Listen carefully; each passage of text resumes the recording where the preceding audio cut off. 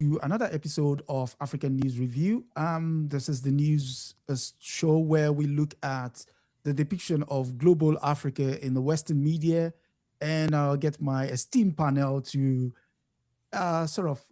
give us their take on what they envisage might be happening.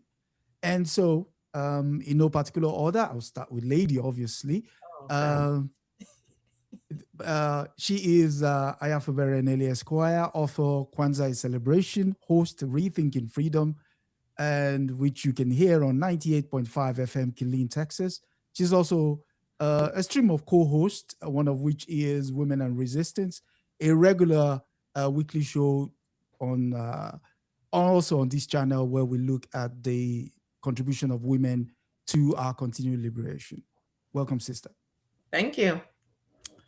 And the comrade, a legend himself, an explorer extraordinaire, the man who has single-handedly renamed River Thames in London. He is Comrade Milton Allimadi. He is the host of Black Star News, WBAI, which you can hear on 99.5 FM on Tuesday at 3 p.m. Eastern Standard Time. He's also the author of Manufacturing Hate, which is the motivation for this program you're watching. Welcome, comrade. Karibu, asante sana. Just a quick note before Sister gets into it. Yeah. We all need to make discoveries, our revenge discoveries in our lifetime. So I'm waiting for our sisters and I'm waiting for your discovery as well. Okay, so yeah. What are we renaming the Thames? What was it? What's the new name or the original name? What are we doing? We gave that one Gulu River. So I'm waiting for some honorific Nigerian name in the US and in Europe as well. Sounds good. I'm going to work on that. Okay. Excellent. Since we're here to talk news, let's start with the news where you're at. And ladies first, obviously. Oh, Lord. Well, the primaries are underway in the state of Texas. The white nationalists, and I will include Colbert in this because even our liberal white friends sometimes show up in other ways. And so he apparently had taped an interview with James Tallarico, who is the other contender for the U.S. Senate against Jasmine Crockett. And Trump and his goonies tried to make sure that the interview wasn't aired. And so they made it a really big deal. He did not offer Jasmine an interview. There's this whole issue of equal time, equal airtime, all of that. And so there are some who are contending that he's kind of trying to put his finger on the scale, if you will, because clearly with all that uproar, there was a lot of, you could see it on Google Trends. There was a lot of trending in terms of people searching Mr. Tallarico. I voted, and I will say it on the air, I voted for Jasmine Crockett. And I'm hoping that we, America, whenever we need to be saved, we go back to Black people and Black women in particular to save us. But when we have moments like this, we come up with excuses why not to put the most qualified person who has already proven themselves in those positions. So I'm hoping that we buck that trend and that we actually do vote, come out in large enough numbers and give her our vote so that she can make it through the primaries. But nonetheless, the primaries are underway. And here in Texas, typically during the primary season, the Republicans outvote us. Outvote, when I say us, at this point, I am voting with the Democrats. I'm actually an independent. But usually the Republicans outvote the Democrats 3-1. In Texas, you have to choose a party primary to vote in. You cannot vote in, you can't vote generally. You have to choose either the Republican primary or the Democratic primary. And right now,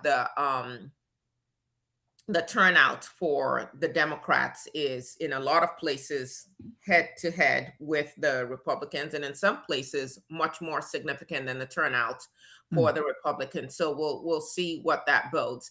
I do want to say this for any Black person in Texas or across the United States of America who is still thinking that they are somehow being some kind of revolutionary by not voting in these primaries. Understand that it wasn't even until the 1940s, I want to say 1944 in particular, that there was a Supreme Court case that gave us back the right to vote in the primaries in Texas, because in Texas they had whites only primaries. So they determined who was on the general election, and then we got to maybe cast a vote once you jumped through all the poll taxing that they put in place. So please go out and exercise your right to vote. The primaries go on, the early voting carries on until February 27th. The polls are open today. And then election day is actually March 3rd. So please go out and vote and call your friends and post it on social media and so on and so forth. Really quickly, one other piece of news in the state of Texas, Governor Abbott, it's so interesting, these white fascists, we talk about the Taliban and how we talk about the Islamic ISIS. radicals and how they're trying to force their religion on other people, and you don't see how you're doing the same thing. So right now they have basically passed a law for schools in the UT Texas system, University of Texas system, where the professors are going to be scrutinized if they are teaching on what they consider controversial topics. So pretty much, and that's very broadly defined, really vaguely defined. So any student can be in your class, record you, decide they don't like that you said people should vote, or they don't like that you mentioned Frederick Douglass, or they don't like that you said, oh, there used to be lynching, or they don't like that you brought up Brown v. Board of Education, that's controversial, or women should have the rights to their own bodies. And these people basically can come for your jobs. I believe it's in Oklahoma where they're voting to take away tenure from public colleges and universities. And so we see how they're going to destroy their entire system. The same country that was supposedly built on freedom of religion, freedom of association, freedom of speech, all of these so-called freedoms, because they hate Black and brown people so much, they are destroying their own country and can't even see it. Talk about cutting off your nose to spite your face. Yep. I mean, I hate to say it, but the bearded German wrote about all of this. How, the capitalist who would manufacture the rope with which he hangs himself, We're seeing all the signs of systemic decay, very consistent with what has been studied and written about, It's not even episodic anymore. It's so general, But on my side, I would say 6-3. That to me is the biggest news so far. Yes.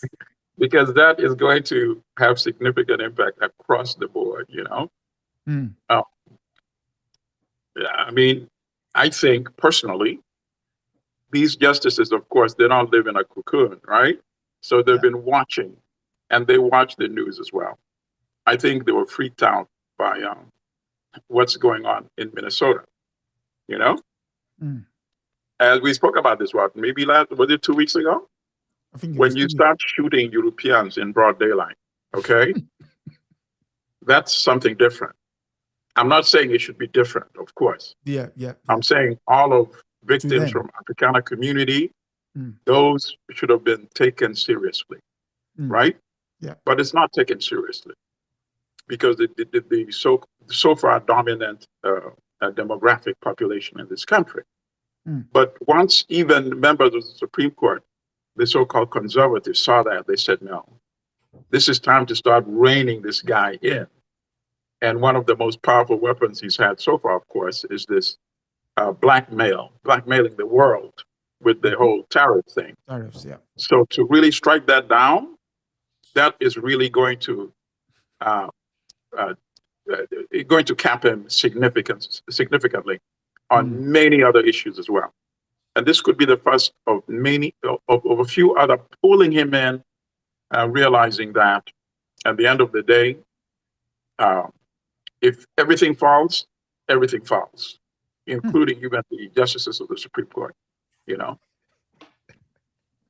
Well, you know what? I'm totally not impressed with them, because in the first place, they're the ones who crowned him king. Mm-hmm. They're the ones who said, yes, you can go and shoot your political opponent, and if you do it under the guise of your presidency, there are no repercussions for you. What did they think for any human being, given that unfettered power, that would mean? And then particularly this man having shown himself for who he has always been. This is nothing new, this megalomaniac. But it was about the Negroes. Oh, well. And once they saw that, wait a minute. You all dug a hole for us. And you know what? We might fall in the hole, but you are coming right in the hole with us. How about that? Yep. And that's what, they realized that, wait a minute. And unlike when you started Inferno, you can't be selective. Fire, only target those folks. Fire, only target. It doesn't work like that. Unlike you, Black people are seeds. When we get buried, we grow. Yep. Otherwise, we would have been wiped off the face of this earth with all of the atrocities that we have been, subjected to. So it's going to be interesting how this plays out. And then, of course, he went on this super tantrum. So maybe he's going to fire the Supreme Court because he's dictator in chief. We'll see. Yeah, true. So on this side, yes, we woke up to the news on Thursday morning that Andrew Maboutin Windsor has been arrested. For those who don't know who that is. Why do you look so delighted? Oh, you can tell.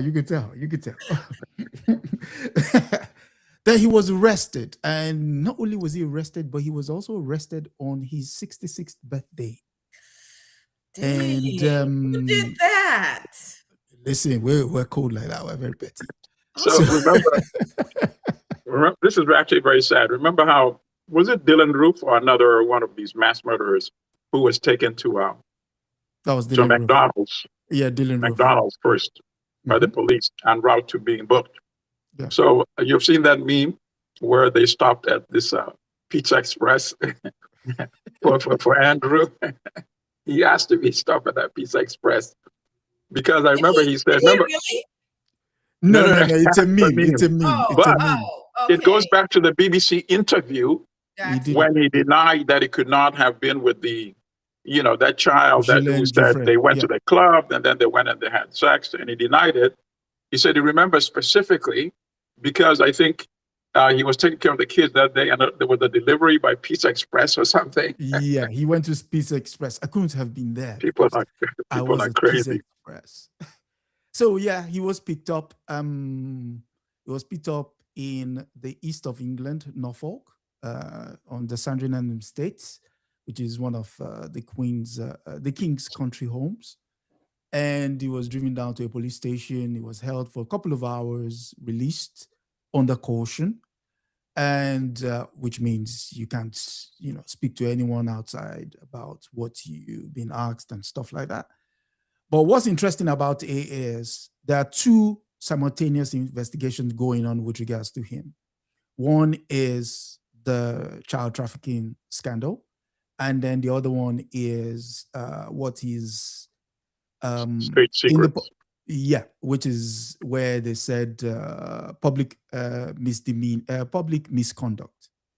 And so for those who don't know what public misconduct means here, it means treason. So, and the last person that, the last royal that was arrested for treason was King Charles I. And unfortunately, he lost his head at the Tower. So,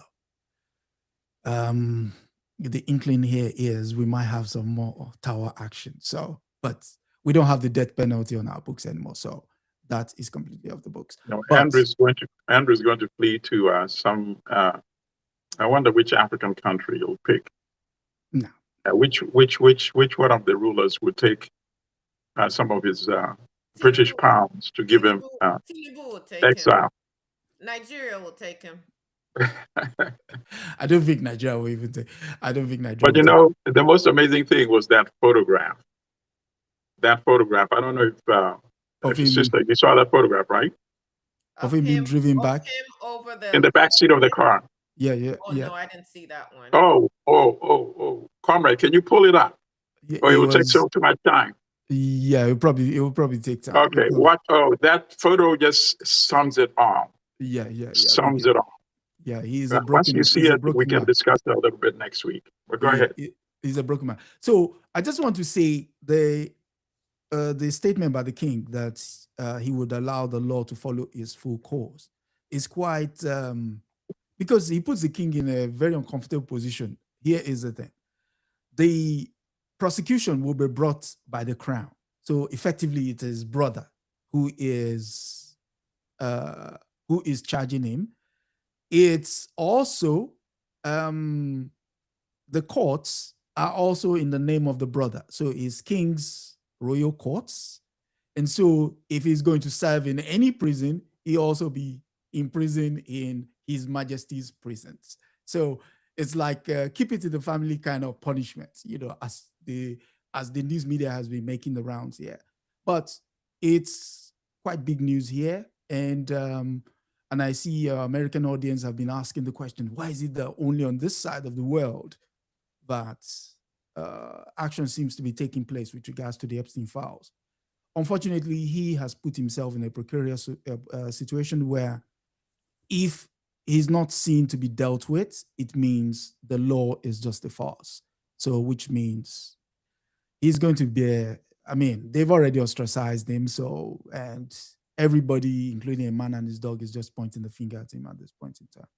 I think that was an easy choice. Charles went like this: Empire versus Andrew. Yes. Empire. And yes, and somebody said in the chat that mommy can no longer save him. Yes, unfortunately, yes, Mama is not longer here. He used to be the Queen's favorite son. But why are you saying unfortunately? I don't see anything unfortunate about that. No, because you have to be held accountable. No, because when a civil case was brought against him, it was mommy that paid 20.5 million pounds. So, and mommy is no longer here. King Charles is not going to spend that kind of amount of money on nobody. So that's it. Which gives us time to go to the news of today. First, we go to Germany, where last week we had Marco Rubio come to town. And basically, I just want us to have a quick look at this. The irony should not be lost on anyone that this speech was made in Munich, where in February, which is also the last month of the so-called Berlin Conference in 1885. And so when he comes there and makes this statement, there's a particular part where I want us to just focus. Okay, the first of two is, he said America was founded 250 years ago, but the roots began here on this continent, meaning Europe. The men who settled and built the nation of my birth arrived on our shores carrying the memories and traditions and the Christian faith of their ancestors as a sacred inheritance and unbreakable link between the old world and the new. So we're part of one civilization. He is, harking back to the good old days. But the part I want us to give focus to is here. Where is it? I believe, yeah. It says, we're walking together on a shared path, referring to Europe, the Americas and the Europe. This is the path that President Trump and the United States have embarked upon. It is the path we ask you here in Europe to join us on. It is a path we must walk together. We have walked together before, and we hope to. What does he mean by that? For 5 centuries before the end of the Second World War, and the West has been expanding its missionaries, its pilgrims, its soldiers, its explorers pouring out from its shores to cross oceans, settle new continents, build vast empires extending out across the globe. But in 1945, he then goes into whatever happened thereafter. So the question is, as people from the global south and currently based in the belly of the beast, how would you envisage what Marco Rubio is hacking back to? Comrade, you go first. All right. I mean, to be frank, based on what we've seen already, and as Sister said, based on what people knew about this administration from the past, I don't think there's anything remarkable about this speech at all. Okay. The only thing that I found remarkable was that he didn't even bother to do like an AI edit. If you had run it through AI at least once, the speech could have been even much better, even with the whole reactionary. No, not for real. There's so many segments repeated verbatim. Yeah. There's so many things repeated verbatim again and again and again, right? Yeah. The speech, first of all, should not have been this long. AI could have cut 75% of the speech and maintained all the points that he had in the speech. So that's my number one comment. And then, as an editor, obviously he wrote it himself or he copied and pasted it himself. Yeah. But a professional speechwriter would not write a speech like this. So maybe he wrote it by himself, which then raises the question. I didn't have time. I wanted to look back at his educational history. You see what I'm saying? Because now I'm very concerned about that as well. Ooh. As an editor, for anyone writing a paper, even in college or high school, you would tell them, don't have too many topics. You see? Yeah. Have a few key topics and then elaborate on those topics. So the guy is all over this place. The speech, as you pointed out accurately, is like a speech you're giving at the Berlin conference at the dawn of conquest, global conquest. And then it's a speech you're giving at the Cold War, right? The Cold War, the wall just came down. It's a speech you're giving to the National Front in Britain, or to the KKK, or MAGA, right? So you're mixing that there. It's a speech you're wanting to give to UN to try to reinvigorate the UN. So the speech is totally all over the place. And then also it shows significant ignorance. You don't switch de-industrialize or re-industrialize like that, right? Because that presumes economic control, managing the economy. And when people start talking about managing the economy, which of course I think is needed, then you're talking socialism. Otherwise, let the capitalists make their decisions, right? Yeah. The reason why the US deindustrialized is because manufacturers wanted cheaper labor. Yeah. Right? So if you want to maximize profit for your shareholders, you look for where cheap labor is. Yeah. And you're allowed to operate. That's why they have what's called multinationals. Of course, they exploit us to the benefit of the shareholders. So Rubio is not aware of that. Doesn't he want to overthrow Cuba because Castro nationalized multinational companies? Yeah. Hello. So I'm telling you, it's one of the most confusing, almost illiterate speeches that a Secretary of State attaches his name to, and he goes there and says, "Oh, first of all, you're not even completely white. You're not white, first of all. So let me remind you that." But he says, "Oh, we came here as Europeans. We conquered what is now the United States, and now I'm coming back home as a European. Look at the fruits of our Europeanness." And then my final point, because I don't want to spend too much time on this, and I'm sure the sister has some zingers as well. To me, the most revealing thing is when it came to the Q&A. Nobody even asked about, us against the rest of the barbarians and all that nonsense, right? They focus on 2 points, Ukraine and China. It means that your audience was literally saying, what are you talking about? These are the important things, and these are the questions. That's all I have to say about this speech. Sister? And ladies and gentlemen, I don't know where else you would go and you would have heard that kind of takedown and analysis of Mark Rubio's speech, which is why I come to African News Review so I can sit and hear from the master. Seriously. I don't know why you're asking me any question. He just taught a class on it. No, but What you read. what does the student have to offer to this? Okay. So just so that, not that you pay me, but just so that I can earn my living while I'm still on here. No, seriously, on a moral, from a moral perspective, that speech is very concerning. Yes. Because there seems to be a serum that Trump and everybody around him are taking, like an injection, where it's like truth doesn't matter, ethics, morality, humanity, and listen, we are going to be as brazen as possible, and we have no shame whatsoever. Correct. And so Rubio looked to me like a little boy. Unfortunately, I have lived in some rough neighborhoods, or maybe fortunately, where I have seen young boys trying to prove that they can be members of a gang. Right. And they're trying so hard to prove they're big and bad. Yes, And so on and so forth. absolutely. He seemed like a little boy saying, Daddy, kind of like Pam Bondi as well. Daddy, look at me. I can stand up and I can, No, and that's great. I'm white.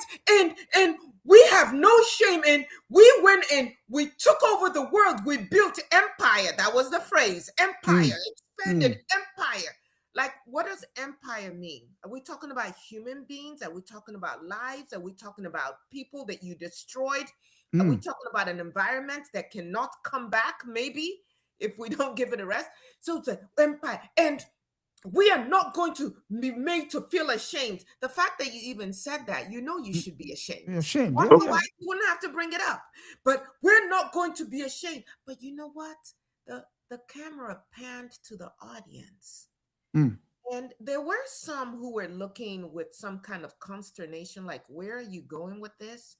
But then there were others who were like, yes, we don't want to be ashamed. Yes, we want our white pride. Yes. And I could just see poor white sharecroppers right before the advent of the Civil War who were saying, I don't have any shoes on my feet, but damn it, we can't let these Negroes, these N-words, be free, because then they'll be poor like me. But I mean, I'm poor and desperate and destitute, but at least I'm white. So we gotta fight for our whiteness. It's killing us, but we gotta fight for our whiteness. And so what I heard from Rubio was a complete, first of all, he wrote Black and brown people completely out of history. He basically thought he was giving a history lesson. And it was the advent of civilization, and everything that has happened in the course of humanity has been Europeans and Europeans only.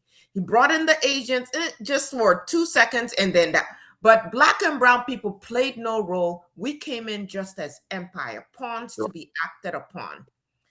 What was interesting to me was, and I brought this up the last time we spoke, was while this speech was taking place in Munich, African leaders were meeting at the African Union Summit.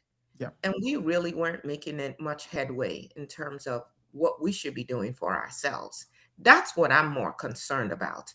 Because what is clear, and the Canadian Prime Minister said the quiet part out loud, is, if you're not at the table, you are on the menu. As far as Rubio and Trump are concerned, they as Europeans, and they need to bring Europe along with them, because they know America can't stand alone to do this. So they have to convince the other Europeans to come along with them in this madness. They are at the top of the food chain, and everybody else just needs to be who they consume. But here's another concern that I have with listening to that is, what we're going to do in response. We know Asia is responding in the way that they're responding. Yeah. What are we going to do in response to this? Because they've made it very clear where they stand. And that's all I care about is what are we going to do in response to people who are making it very clear that our lives are expendable. Of course, as you said, comrade, it's so unfortunate that this brown man is standing there claiming white Spanish roots, but forgetting all of the mixtures that are in him and rejecting that, and just the self-hatred and the self-loathing, all in service to this orange felon. Last point I want to make on this. The further issue is going and reading the charter of the Board of Peace. I'm not sure that Europe will not kowtow to Trump and Rubio and the rest of them. And comrade, I hope you have a different take on this.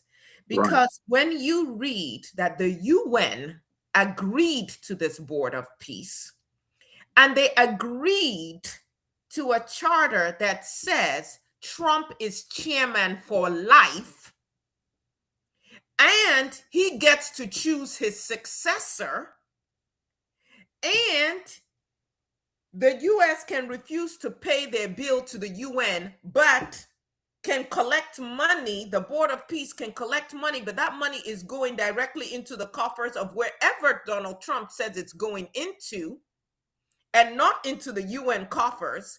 When it says that anything that happens under the Board of Peace has to be approved of by Trump, and he unilaterally can disagree with it, and it doesn't happen. When he's choosing who sits on there, and I'm even looking at who is the representative for the Palestinians on there.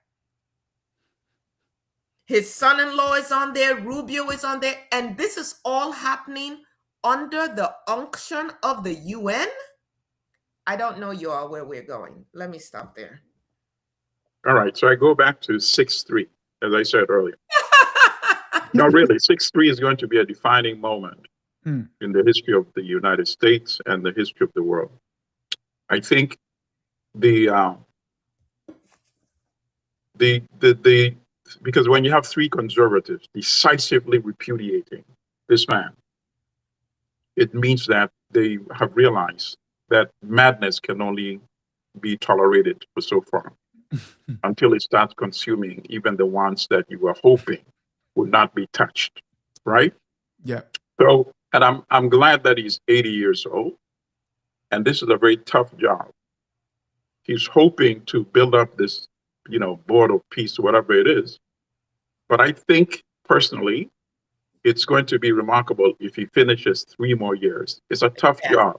Yes. It is a tough job. You saw what it did to Biden. And he's bloating. His ankles are overflowing. No.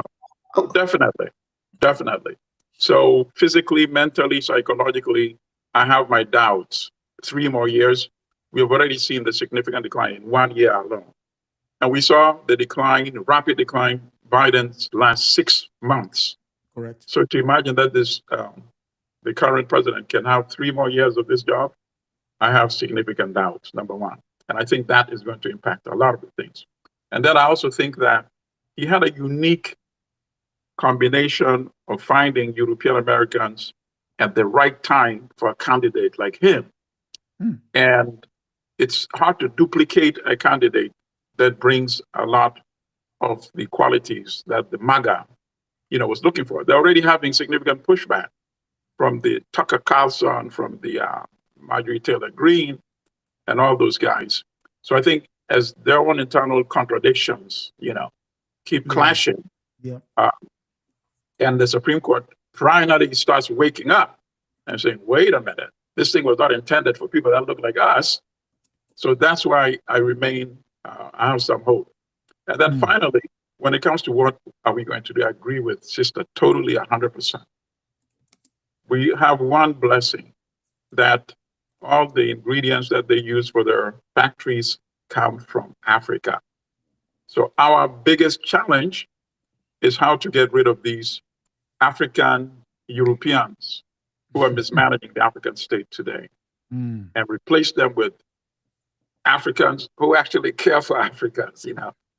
And if we are able to accomplish that, and obviously we need to inspire the youth to do that, then I think we can start heading in the right direction. I mean, it's funny that you brought up the UN and saying the UN needs reforming. If anything that needs reforming is the Security Council. The Security Council has undermined, the politics of the Security Council has undermined the United Nations since its inception. I mean, just a quick look at the veto voting powers. It says the veto has been exercised 300 times. No, you're right. Its inception. And the United States has exercised it 81 times. Wow. But 51 times on only one subject. Any guess what that subject is? Israel. That's why we don't have a two-state solution so far. And that's why we still have the occupation. The same UN that you condemn, you're the one who has undermined its resolutions. You're right. Exactly. And only recently, it sanctioned the International Court for Justice. And the Chief Prosecutor, Karim Khan, have been placed on sanctions. I mean, you begin to see a country that prides itself on the rule of law is now sanctioning an international jurist. You can't make this stuff up. Well, let me give you one that actually blew my mind. I was reading something else and I came across this and I had to go and really research it. The United Nations General Assembly took a vote to recognize the right to food as a fundamental human right. The right to food as a fundamental human right. 2 countries voted against it. Let me guess. I'm going to give a whopping $10. What 2 countries voted against the right to food as a fundamental right? Let me see. The second one I don't know, but the first I know is the United States. Because I know that in the 1970s, the World Bank, which of course is controlled by the United States, ordered Malawi to destroy food that it had stored in granaries in order to qualify for a World Bank loan. And I think the second country will probably be Israel. I think it will probably be Israel. Ladies and gentlemen, this is why you come to African News Review. We did not practice any of that, and they are right on. The United States and Israel. Who votes against the right for people to eat? The ultimate imperialist, because as Sankara said, famously, he who controls the meal on your plate, that is imperialism right there. That's it. Wow. Okay. Any final thoughts before we move on? We can move on. You can't get any bigger than that. Once somebody controls what you eat and make a decision on whether you eat or not, you're finished. Okay. So you're finished. Still on Trump. We go to the Radio France International, and it is that the U.S. ambassador arrives in Pretoria as tension persists.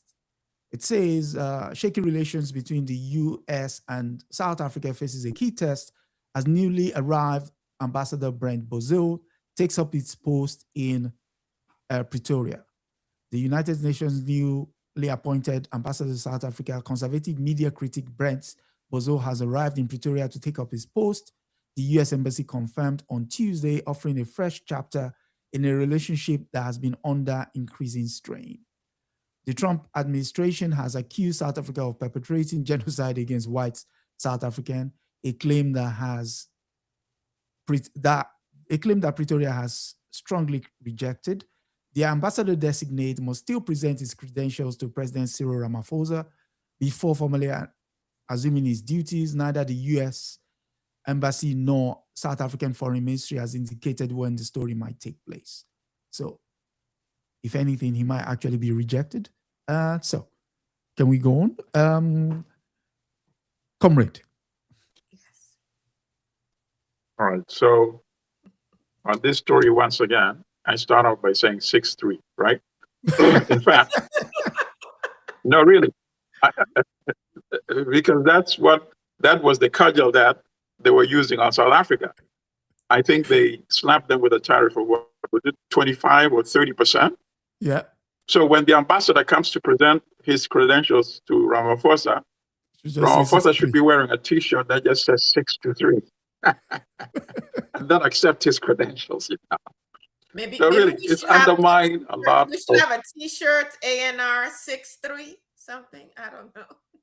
Oh, definitely, without a doubt, I would wear that T-shirt because now you've cut off the foot of the ambassador who had come flexing muscle.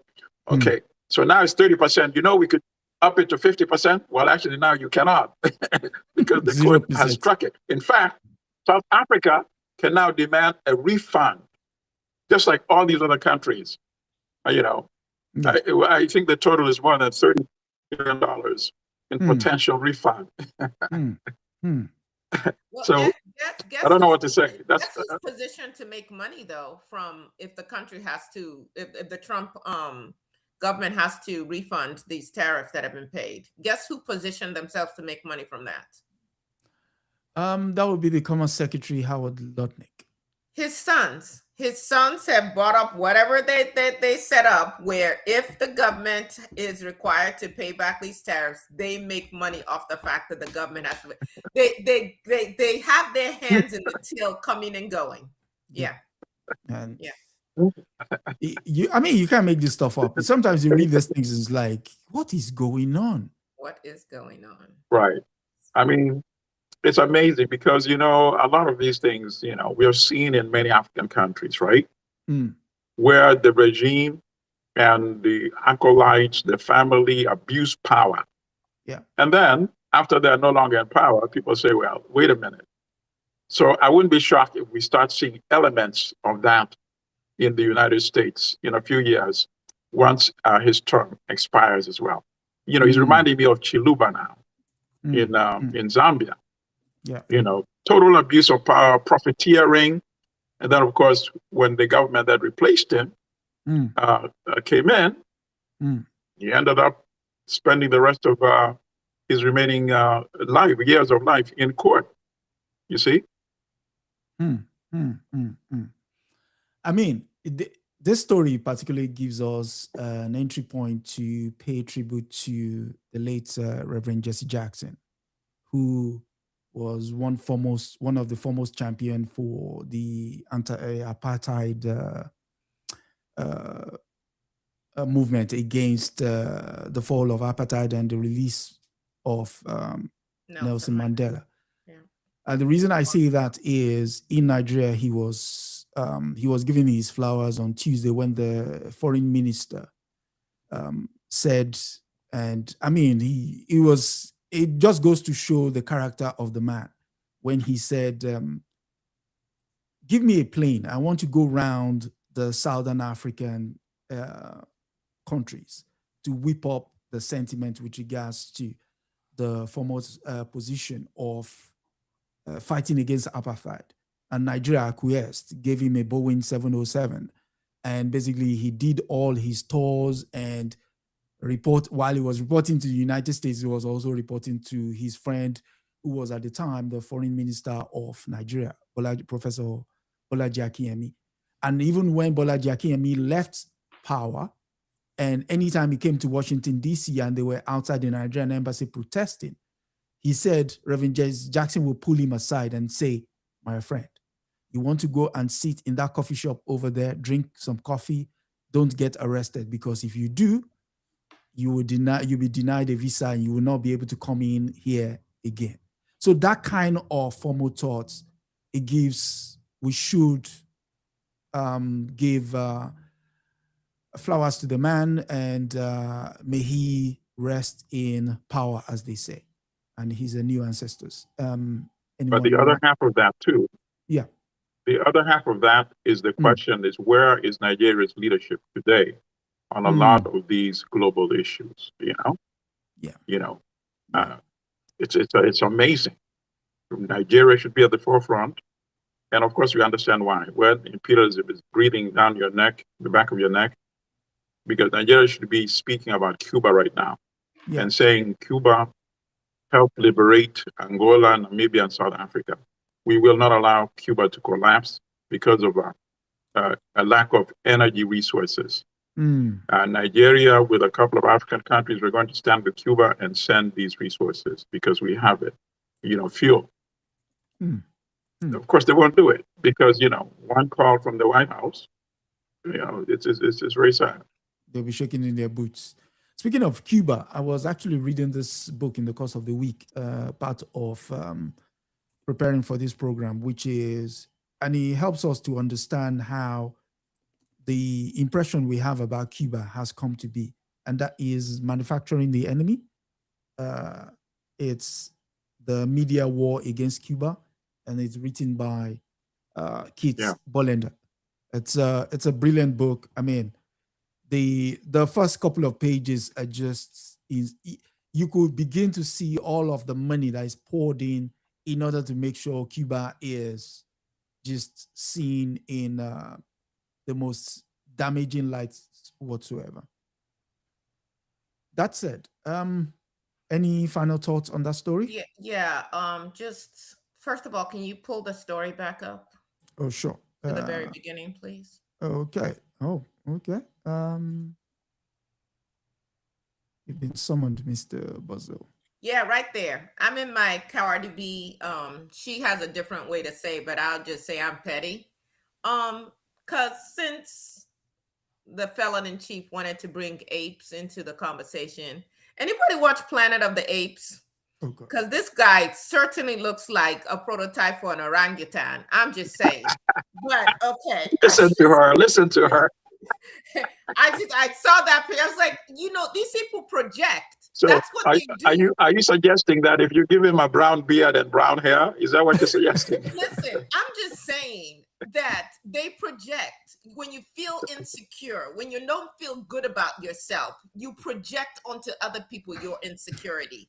So you look at yourself in the mirror and then you see the specimen of the people you're attacking, and this rage builds up in you. And the only way you can feel better is by attacking these people. Let me just say that. So having said that, I have no idea why he's even allowed in South Africa. Because if you're an ambassador coming to work in my country and you are making statements specifically to undermine security in my country, there's no reason for me to allow you entrance into my country.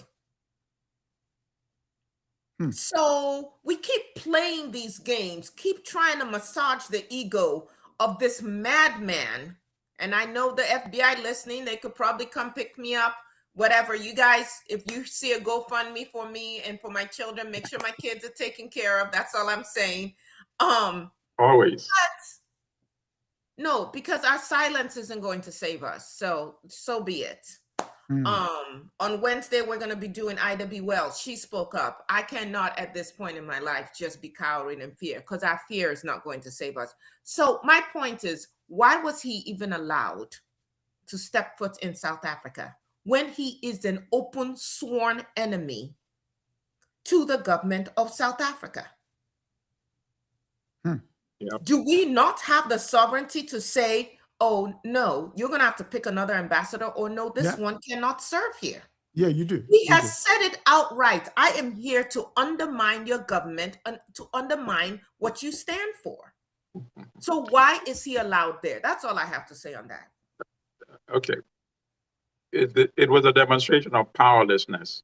I agree with you. But, our ancestors work in very ironic ways, as I said, because now people should start selling the 6-3 T-shirt in front of the U.S. ambassador's residence in Pretoria and let him stay there and watch it. He might ask. He might himself ask to be withdrawn. Get a trademark on 6-3. He might ask to be withdrawn from South Africa himself. voluntarily, you know. Mm, mm, mm, mm. That's it. Let's go to this story, and it's a rehash of the Olympics, and it's about what we do on women and resistance, trying to avoid the erasure of women's history. And the story is from the Vanity Fair. It's Who is Sonia Bonali, the skating star who brought the backflip to the ice. At Milano Cortina 2026, the world applauded Ilya Malinin backflip, but long before him, Sonia Bonali dared gravity and the rules. There she is in her full glory. And who is she? So she's 9-time French champion, 5 times European champion, 3 times world runner-up. Sonia Bonali had left a mark on the history of figure skating, a groundbreaker, a virtuoso, often misunderstood and denigrated. She made a mark without ever conforming. But the part that is important that we take away is what happened. In 1994, at the World Championship in Chiba, Japan, the divide was clear. Sonia Bonali delivered a program of exceptional mastery, but it was her rival, Japan's Yuka Sato, who took the gold. Officially, it was a question of standards. Unofficially, many felt that her skin color was the issue. The world still was unaccustomed to seeing a black champion dominate this discipline. In tears, she initially refused to step upon the second step of the platform. Then she accepted before removing the silver medal from her neck. The audience roared. A journalist then asked, "Why didn't you accept the medal? What was the problem?" She replied, "Because it is not where I belong. I am disappointed." Sister. So this is my girl from way back when. I actually watched her in real time back then. Some of you may be old enough to remember this. And she was amazing. Yeah. And you would listen to the commentary, right? Yeah. Because, they're giving commentary while they're skating. Correct. And it would be the same kind of commentary that you heard when the Williams sisters initially first hit the scene. Correct. Oh, they're grunting too loud. Oh, they're too masculine. Oh, they're too this. Oh, their athleticism, they're this. And so when they're talking about the other skaters, what we would hear is their grace and the lines and the flow. That's literally what you're going to hear. And as soon as Soria comes out, she was adopted by her adopted mother is white, by the way, for those who don't know. As soon as Soria comes out, her thighs and they would just make her this other kind of specimen in her athletic build. And it did not matter how much higher she went, how many more spins she did, how graceful she was. They would never call her graceful.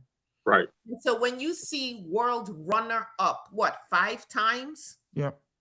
They just could never give this darker skinned Black woman who was loud in her Blackness, because they don't want us to be loud in our Blackness, right? She had bright colored outfits. Yep. She had makeup that was, very theatrical. Yep. But she came and she owned that ice every time. Now, let me tell you about that last backflip. They knew she was going to do it, of course, because you submit your stuff way in advance. This woman had just come back from a torn, I don't know if it was her Achilles. I think it was her Achilles. I've never had my Achilles turn, but I've had a sister who had Achilles turn, and I know how long it took to recuperate and all of that. And just the sheer tenacity it takes to risk that, to have practiced and to risk that, and she landed it cleanly, beautifully.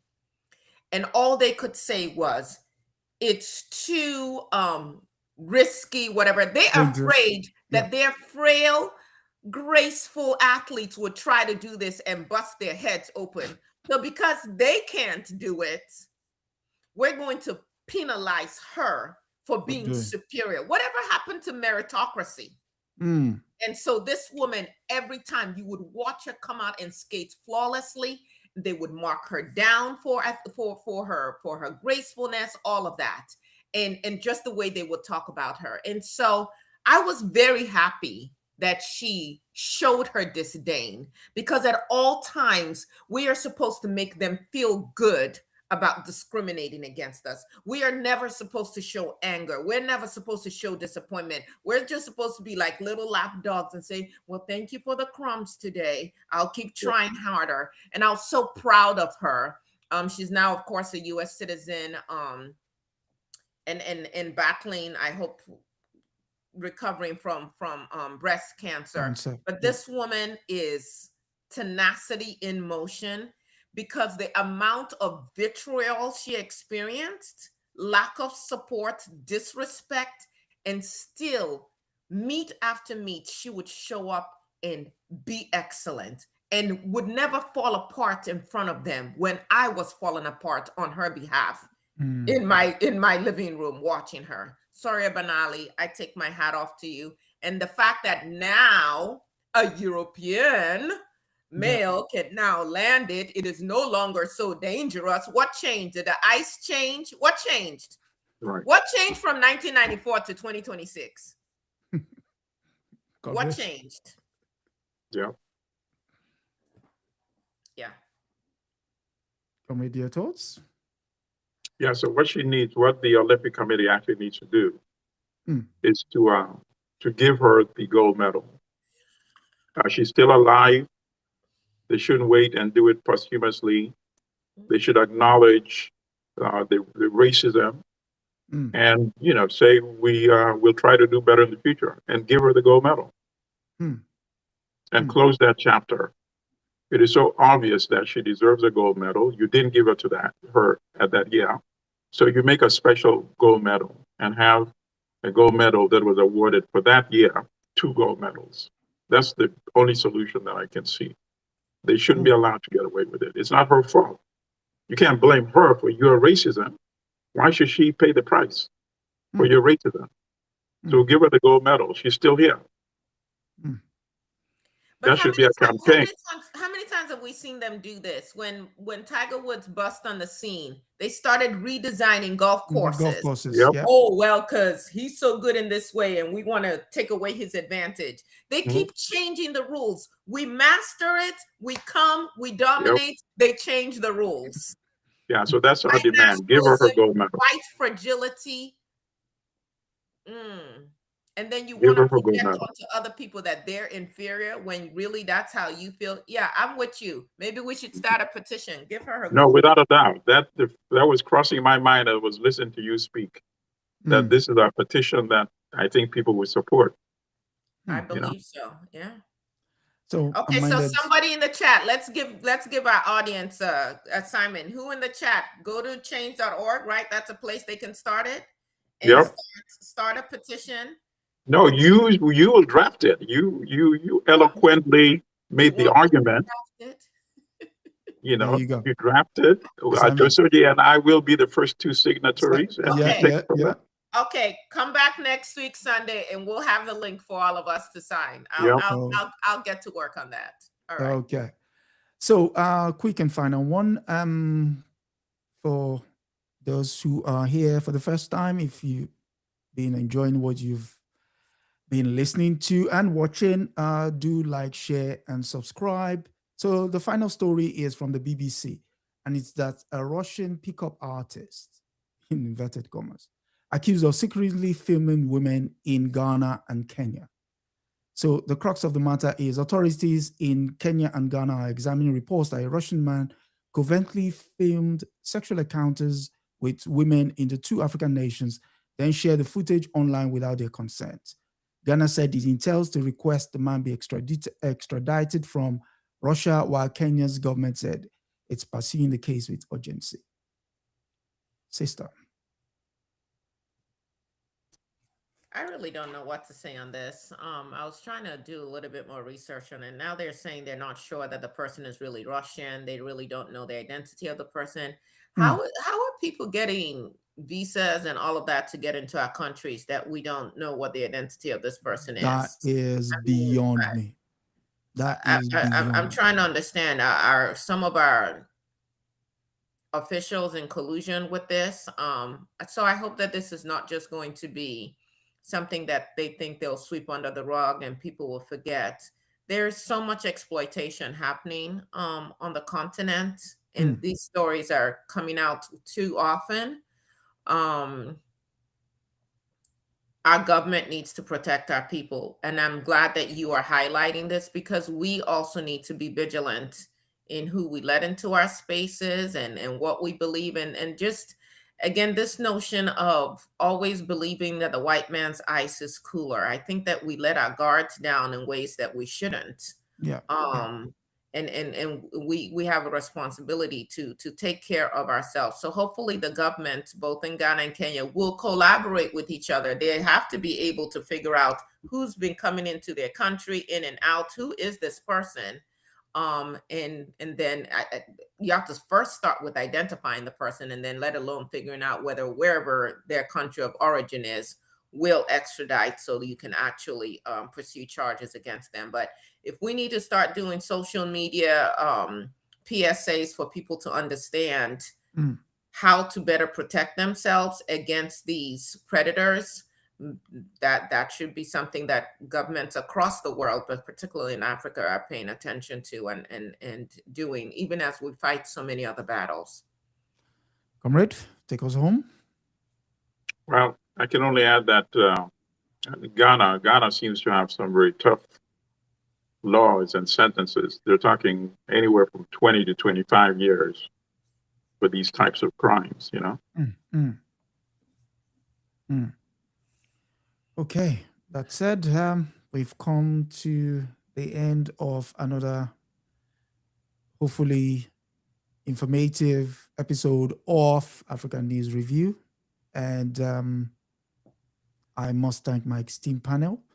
I have Fubara Eneli Esquire, Milton, Allimadi. Any final thoughts from you? Luta continua. Victoria Seta. And until next week, it's good night and God bless. Thank you.